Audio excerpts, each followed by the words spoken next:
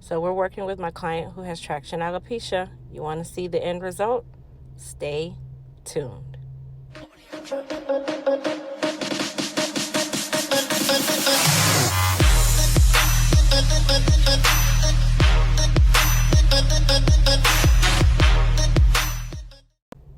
So my client here came in today after deciding, not even deciding, she's been wearing wigs for quite some time now. She allowed her hair to grow out a little bit more. So we are going to do a relaxer cut and style on her. And we are going to be masking her area of trouble, which is the traction alopecia area. As you guys can see, it is a little extensive, but the good thing is she does have enough hair that we are able to cover that area as best possible to allow it to look like she doesn't even have a problem. So of course we start off by relaxing her hair. She was based before this, and we applied a heavy amount of base in the area where she has the traction alopecia, mainly because there is more skin there and some very fragile hairs there that we are going to be relaxing, but that area can be easily irritated with relaxer because it is a lot thinner and it doesn't have that hair to actually mask or cover it. Furthermore, whenever there is traction in an area, that area is typically the most fragile. It is the easiest to have irritation with the relaxer, so you definitely want to heavy base that area. Now, I get a question all the time when it comes onto the aftercare for my clients, and I try to address it as much possible, but in this video, I'm going to tell you guys what her at-home care products would be. And then at the same time, she will be coming into the salon for her care. But if you were one who was doing at-home care, these are the products that you would definitely need to use. Now, for her hairline, I most definitely would recommend our Elite Edge Repair system, which is a 2-part system that is used every 3 days on the hairline only. And then, of course, she is able to use our Goddess Hair Repair Serum if she chooses to instead of the Edge Repair. But Edge Repair, it would be the go-to for me. Now, if you do notice at her hairline, it is very sparse, but I used some of her hair from right above the ear and over-directed it towards the edge or the hairline itself. And that is what we'll use to mask that area.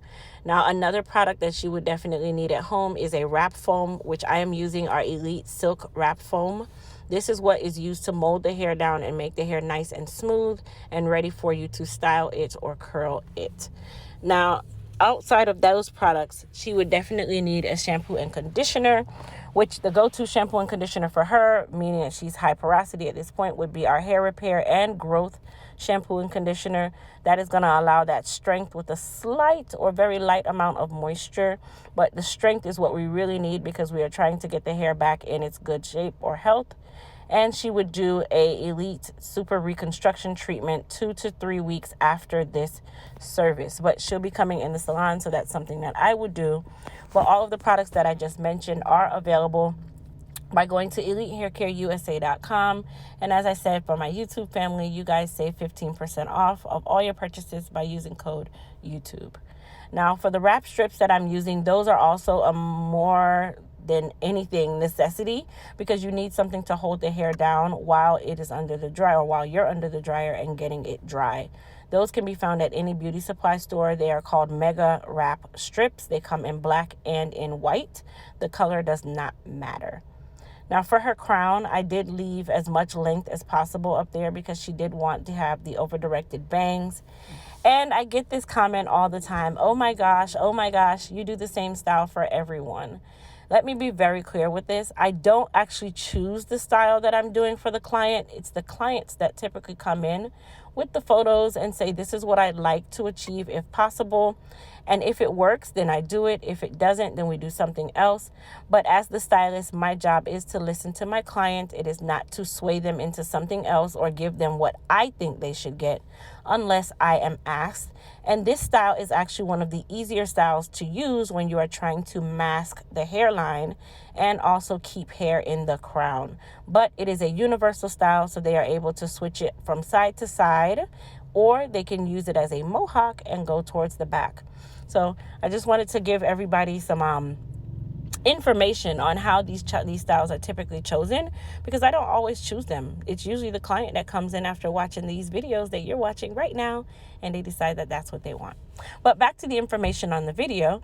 So I did over direct the hair going towards the back because I wanted to get a little bit of layering. Now, because she doesn't have a whole heap of hair in the crown area, you do want to make sure that you layer, but not layer too much. So I just put a little bit of our Frizz Tamer and Shine Serum on the hair, which a little goes a very long way to add some shine to the hair and to also add as a heat protectant on the hair. And then I sprayed a very small amount of a very light hold spritz on her hair. This is not to make the hair hard. It is just to help seal the cuticle, just as I would my Sebastian Shaper Plus. The iron that I chose to use is the 1/2-inch iron, which is ceramic. And then I also use my titanium H2 Pro iron, which you could also use ceramic and do this. I just chose to use that iron today. And then if you guys please would do me so kind as to comment in the comment box and tell me what products do you use on your short styles at home. Or if you're natural, what products do you use? Or if you're relaxed, what products do you use? Also, tell me what you guys thought about her new haircut and how her hairline was masked. That, of course, was the bulk of the work. And if you guys are new to my channel, like I said, please hit the subscribe button. And thanks again for watching.